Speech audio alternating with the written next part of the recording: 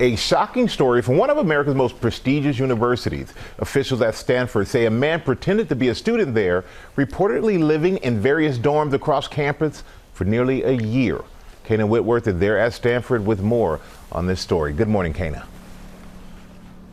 Michael, good morning. So Stanford University telling us that some staff in dorms where this man was seen were notified, but they went on to say they had no broad communication system, allowing him to bounce around this campus for at least 10 months, and in some cases, making other students' dorm rooms his own.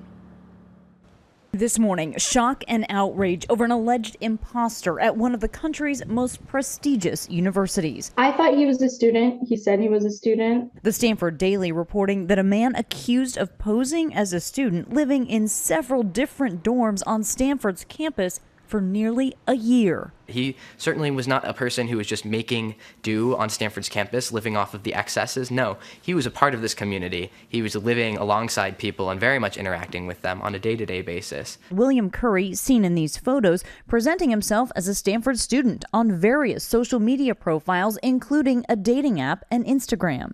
He had a whole Instagram page that many of my friends had already followed that said he was Stanford class of 25, that he was a Koch scholar, that he transferred from Duke. The Stanford Daily reporting he'd been squatting in at least 5 different dorms since December of 2021. The Daily speaking with him in a new interview. So what were you doing here? Just, living the normal Stanford life, socializing, meeting people as you do in college. Curry ultimately caught living in the basement of Crothers Hall last week and was served a stay-away order Thursday. Stanford University telling ABC News Curry was cited for violating the law and removed from campus that December. But according to the Daily, he returned several times, each time with a new story. The school apparently aware Curry was an imposter, but according to the Daily, they didn't send out a warning.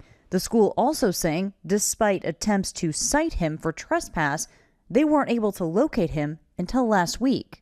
One student told us that they never saw him repeat an outfit, which is pretty impressive for someone who doesn't live here. Stanford telling ABC News in a statement, while Stanford has protocols and policies in place to prevent non-students from entering and living on our residences, the unique aspects of this case and Mr. Curry's persistence and ability to ingratiate himself with our student community have made it clear that gaps exist in those protocols.